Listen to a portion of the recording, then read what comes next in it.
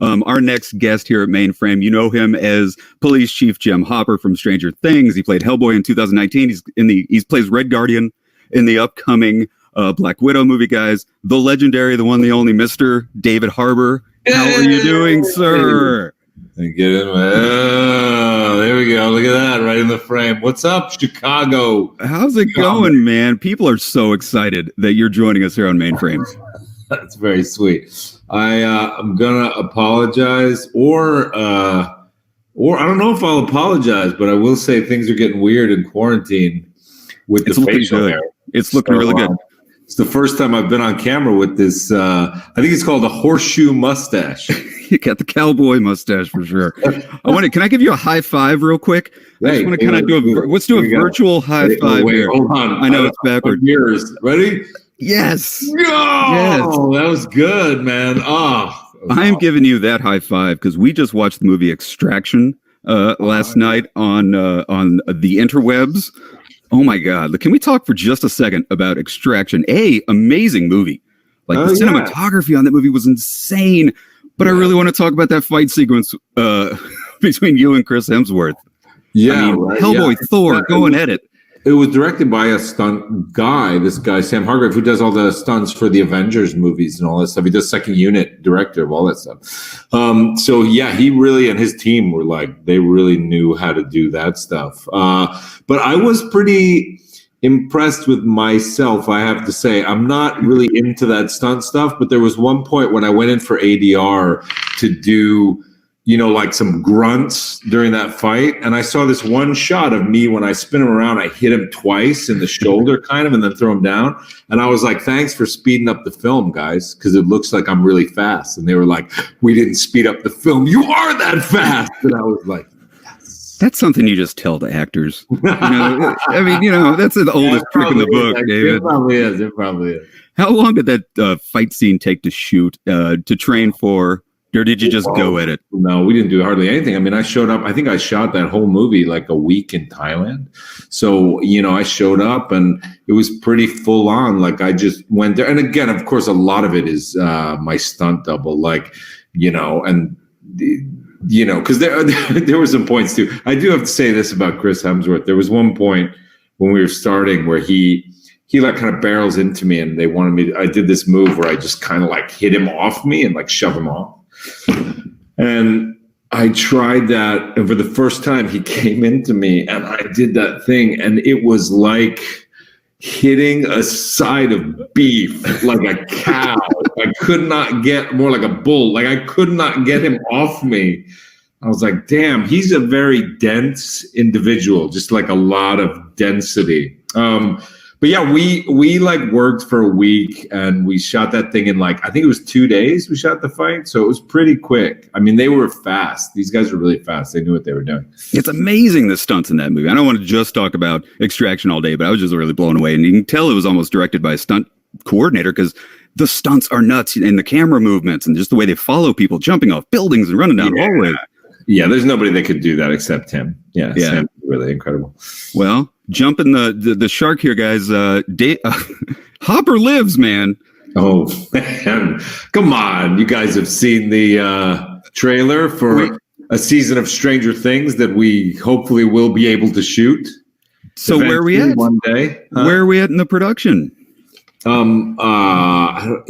could talk about this. I mean, Jesus, it's, I think we shot like about 4 weeks. Like we were 2 weeks in Vilnius, Lithuania. And that's where we shot that teaser that you saw on the railroad. And then we came back and they started shooting a little bit in Atlanta. And we had a table read with everybody. I think it was like March 2nd or 3rd. And then I shot another couple days and then I came back. And they shot for a couple more weeks and then they got shut down. So I think it's been like a month. We shot like a month and a half or something. But, it takes us like 8 months to shoot the show. At least 8 months. It's a big show. It usually takes about a month an episode. So we're just at the beginning, and I hope we get back soon so we can get it out, but we'll have to see. Well, we got our first super chat. Thank you so much for donating, by the way, super chats. Joshua Palace says, he says, Mr. Harbour, tremendous fan. How was it jumping between the worlds of Suicide Squad, all-time favorite comic book movie, and the upcoming Black Widow? Is great. I mean, I didn't have much to do on Suicide Squad, so I have a lot more to do in Black Widow, so that was a lot more fun for me. I much prefer like shoots where I have a lot to do. But Suicide Squad was great. Like Joel Kinnaman is a buddy of mine. I really like him, and we hung out a little bit. And then Viola Davis is an actress I really admire and love from New York. I've known her, and so it's great to see her. And it was a fun little shoot, but I was only there very briefly. Whereas Black Widow is like a whole thing. I mean, the Red Guardian is such a great character. I mean, I can't wait for people to see this movie because, I can't tell you that much about it, but it's just a great role, and I loved inhabiting it. It was it was like a difficult shoot because it was a lot of stunts. It was big action stuff, which I'm 45 years old. It's like my body's not built to run around like that. But it does get some very funny footage when it does run around like that. But it's, it was a lot of, it was difficult shoot, but it was also like a lot of fun. I mean, the scenes are incredible. The director, this woman, Kate Shortland, is incredible. Florence Pugh, Rachel Weisz, Scarlett Johansson. It's like a dream cast. So I'm just excited for people to see it. I loved Black Widow. Like, I loved making it. We had Andy Park on Mainframe yesterday, and he's actually the director of visual development for the MCU. And we've had him on the show before, and he talked a lot about sort of the design of Taskmaster. He's the guy who pretty much comes up with the concept development and stuff. So I want to ask you, I know you can't talk about the movie itself, but I want to kind of gauge your reaction when you first started seeing these trailers roll out, because I'm sure you haven't seen the movie yet. I mean, Red Guardian looks like a hilariously wonderful character. What was your reaction when you first saw the first trailer, but then the second trailer, which highlighted you a little bit more? I mean, I think it's great. I'm as excited as anybody else. Like the minute after I shoot these things, I just become like a fan, like everybody else. Like I don't even really associate with it myself anymore. It just becomes like a thing that I think is cool. I mean, and the character's just so. I'd be interested to see what Andy talked about the development of a Taskmaster. Yeah. Did he talk at all about the development of the suits with the Red Guardian and stuff? A little bit. He talked about the suits. Because there was some really interesting development phases on Red Guardian, and even at one point too, because when they hired me, I kind of had this crazy beard, and there was some internal discussions about whether or not I shave it and stuff, but they let me keep it, which I thought was really great, and it's really plays really well with what they designed for the outfit. I mean, it's this monstrous, insane beard with like these white straggly bits. I mean, it's insane. And the character himself he's a bit insane. But I like him. He's very funny. He's got like a lot of funny stuff, but he's also got he's got some depth too. I mean, he made some bad choices in his life. The Soviet Union kind of fell apart when he least expected it. He's had some tragedy. He's had some problems with competition with some other superheroes. There's all these sort of little things, and also he's kind of a badass. Like he can still fight. And so it's a great character. I just can't wait for you to see it. Well, they're definitely leaning into the comedic qualities of the character in the trailers, but you talk about the beard. I mean, just the beard itself becomes almost like a joke because he's trying to put on the mask and it still fits and all that great stuff. I'm curious. I know stupid faces too. You hear a lot of people when they work on MCU films that they only get a sample of the script as to prevent spoilers and stuff. Did you get the whole script in advance, or was it kind of like Endgame when they would just get a chunk?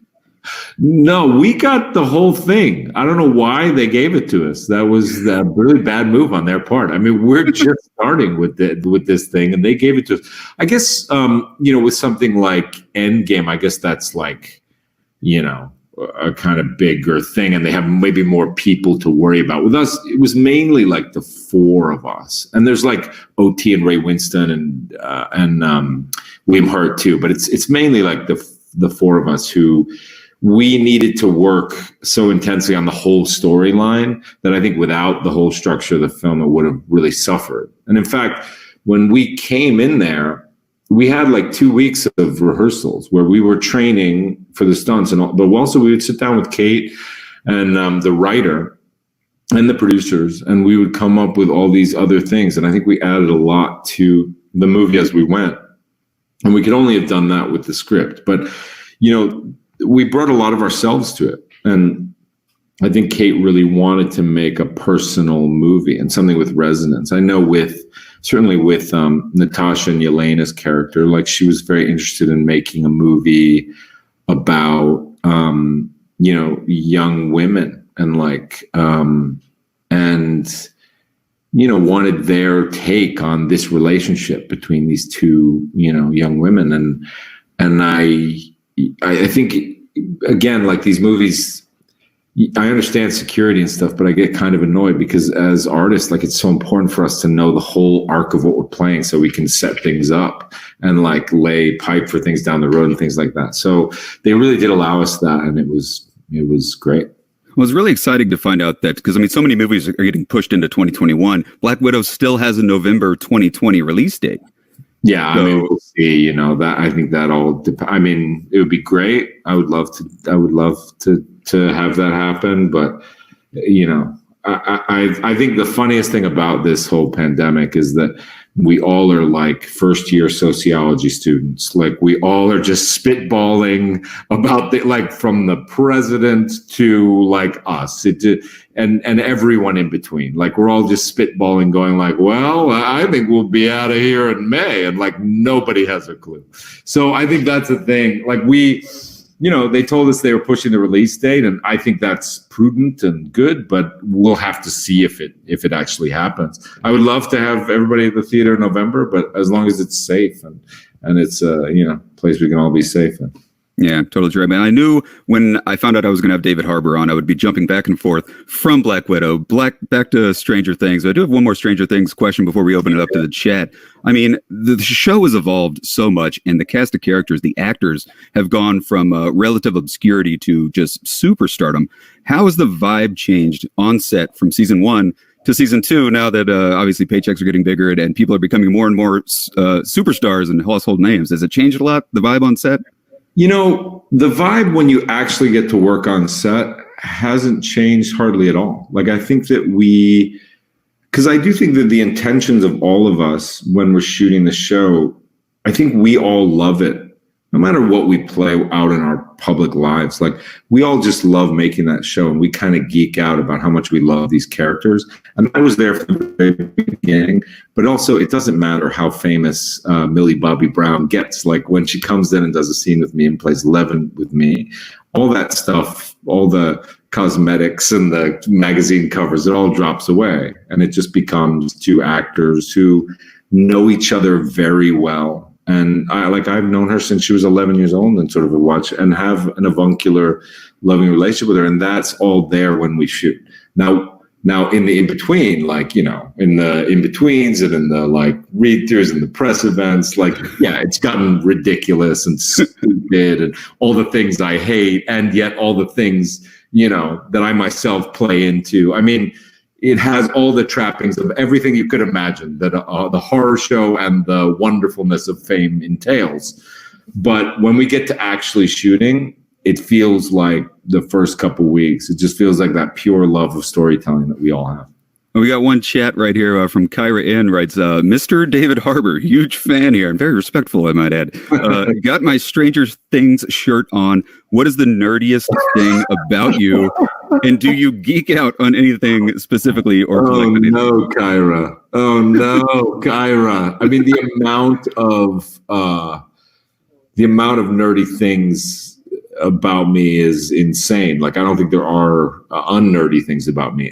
Oh God, I can't, it just, I get tense even confessing it. But I went through a vortex 13 years ago where I played World of Warcraft almost 12, 14 hours a day for a couple months there. The nerdiest nerd. I'm those kids in South Park.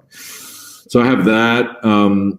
I used to play Dungeons and Dragons when I was a kid. I do love video games, technology like that. I used to even paint Warhammer figurines, but I never had the guts to actually sit down and play the tabletop with the other kids because it always seemed like there were 12-year-old kids who could just destroy me. Couldn't do that, but I would paint the figures. There's a tremendous amount of nerdy things about me, Kira. So thanks for embarrassing the hell out of me. Way to go, Cairo. Way to embarrass David Harbour. He was feeling really cool with his new mustache. Mustache and everything. I'm feeling like all cool. We got another one. Thank you, obviously, Comics with Bueller, for the super chat.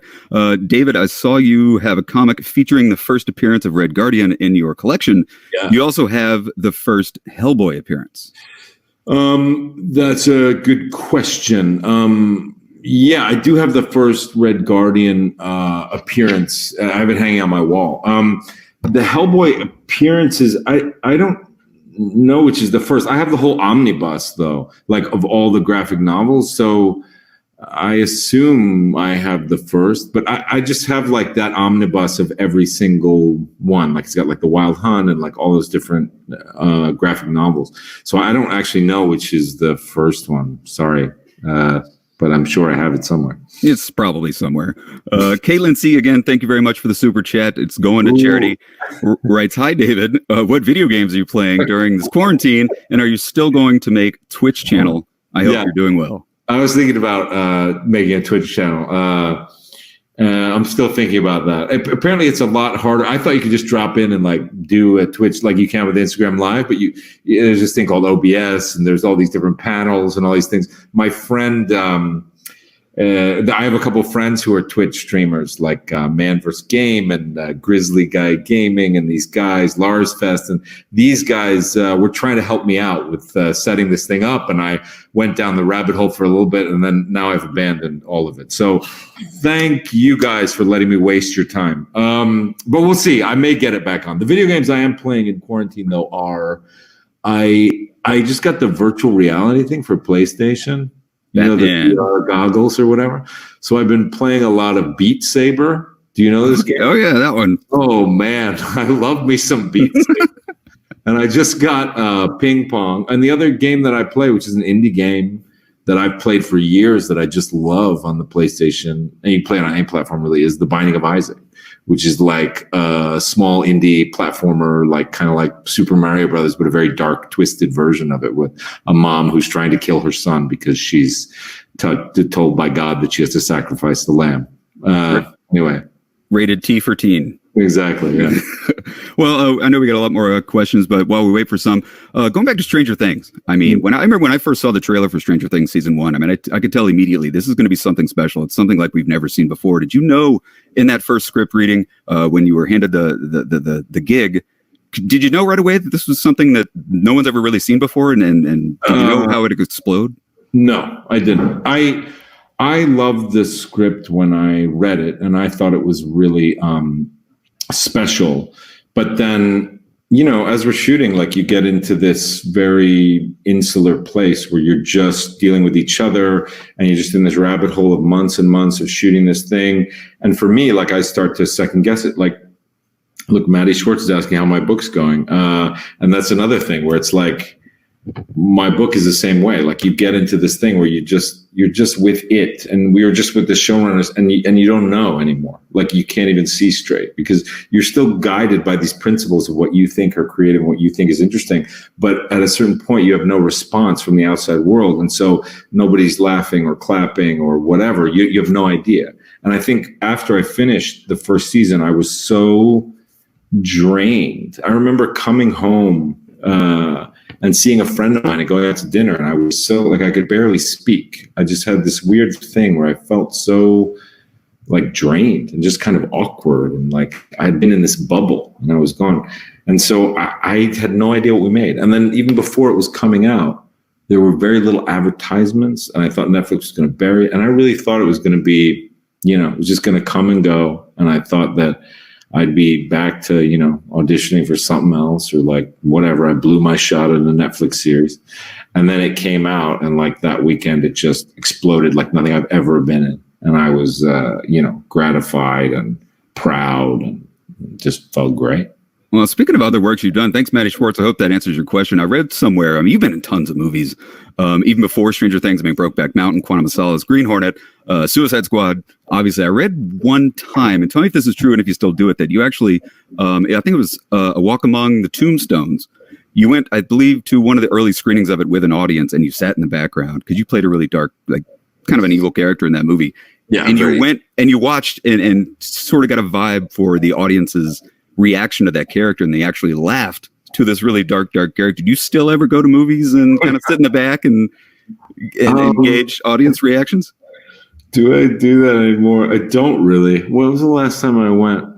I feel like the last time I went might have been that Walk Among the Tombstones. I feel like it might have been Walk Among the Tombstones. I think I might have seen Equalizer in a theater too. I like to go like Saturday nights in New York, or Friday or Saturday nights in New York, like around 11, like really late night, to like Union Square or like Times Square, like a big packed house with a lot of loud, drunk people yelling at the screen, going like, "Don't go in there! What are you doing?" Like that. So, yeah, but I haven't been in a while. Maybe I'll do that with Black Widow. I should go see Black Widow in a theater. That would be fun. Come to Chicago and see it with us. I'll go tell anybody. Okay, cool. I mean, there's a lot of quotes from you out there that I read online. I want to read one to you. You once said, "I want to bring back love handles and eating sandwiches." Can you expound on that statement? Yeah, what's that statement? I guess at the time it was just like people. I felt like I was battling narcissism. Like there's a lot of narcissism in our culture, and then there's some narcissism in me that I'm always constantly battling, which is reflected in everything I say. But I think I just, I just wanted people to kind of enjoy their lives. I feel like a lot of American culture can be saving up or storing up for something or the next thing or the next thing. And I feel like we sometimes do that with our bodies. Like we're always trying to train for something or get at a certain point, I'll be like, ripped, or I'll feel this way, or blah, blah, blah. And I was like, I guess what I meant by the sandwich and the love handles thing is I just want you to enjoy your life. And I want you to enjoy your body and enjoy the time you have, because this actually is it. Like right now, like this is it. This is what we get. This is it. So that's my Zen Buddhist dollop of the day. Wrapped around a sandwich. We got another comment here from Quentin Velozzi, writes, also a big fan of Mr. Harbour. Do you identify with the 80s themes of Stranger Things? I mean, that's kind of fun, right? Yeah, I mean, I grew up in the 80s. So I'm almost the same age as the kids. I think the kids are a little bit older than me, but I was born in 1975. So in 1983, I would have been 8 years old. 11 is theoretically 11. So I'm a little bit behind them. I'm like Priya's age, like Erica. I'm like Erica's age. So I remember all that stuff. In fact, like this past season when we were shooting in that mall, there were all these stores that were set dressed, which I don't know if you saw or not in the background. I don't know what we really shot, but there was like a Walden Books. I don't know if there's any 40 plus people out there that know what Walden Books was. There you go. There was like an amazing store. They also had something called the Ground Round, which I used to eat at as a kid. And you could throw peanut shells on the ground. I remember I loved that. But there were all these old stores, and I thought it was really cool. It was like took me right back to being 16 years old and walking around looking for the new Debbie Gibson CD on the mall, There you go. You once said, I got some fun quotes as I'm waiting for more people to put in more comments. You said, "I'm around 6'4" and 240 pounds, so I really feel that intimidated by other men. I don't really feel intimidated by other men, but I got to give it up to that Terry Bradshaw. That guy is a bulldog." Wow. Yeah. Terry Bradshaw? Yeah, I did a Tide commercial for the Super Bowl, and the year before, Terry Bradshaw had done the Tide commercial, and so we had a little promo thing together, and I got to or had to hang out with him for a day, not sure which, but that guy is a beast, and he's, I'm used to sort of being very big personality, but I've never met someone with a larger personality than that. I felt completely dwarfed, both in stature and in personality. That man is, he's an animal. He's an animal. A bulldog. Jennifer Garcia writes, "Which character that you have done was the most fun to play?" I mean, in terms of my film and TV work, I would definitely say Hopper. I would definitely say Hopper. I love, I just love Hopper. And then, my cheesy theater background, I played Hamlet when I was at this place called Theater Monmouth in Maine, and that's been my favorite other role in the theater. Well, I think we got time for about one more before we move on to section number 2 of Mainframe Comic-Con, the Big City Send-Out. Thank you for the super chat rights. Hi, David. What are some of the qualities you look for when working with directors? What are the things that you look or things that you don't look or like or don't like? I like directors. It's funny. Like I kind of like directors who, of course you want a director who's going to help you. But at this point, I actually just want a director to not lie to me, and I want a director to stay out of my way. And if they can do that, I think they're great directors. Like a lot of times, directors will tell you something and they're lying to you because it expedites some of their process, and I wind up and you'd see it in the edit that they've messed with you in a certain way, and I hate that. And then the other thing that can sometimes happen is directors can be overexcited and over-involved in your process. And sometimes, one of the greatest things about the Duffer Brothers were, I think that first season when we shot, I think they gave me like one note. I think they had hired me because they wanted me and they wanted what I brought. But as an actor, you have to show up with your own artistry and your own point of view. And I think that took me a long time to develop. And I would encourage any other actors out there that if you have your own point of view, you can, and you meet directors who will leave you alone, you can do a lot. It's a perfect segue to this final question, which I think is a great way to wrap this up. Lost in Comics writes, is Hopper your natural personality? Because I kind of get that vibe. It's so funny. Like, to a certain degree, yes, to a certain degree, Hopper is me. But I do think it's funny when,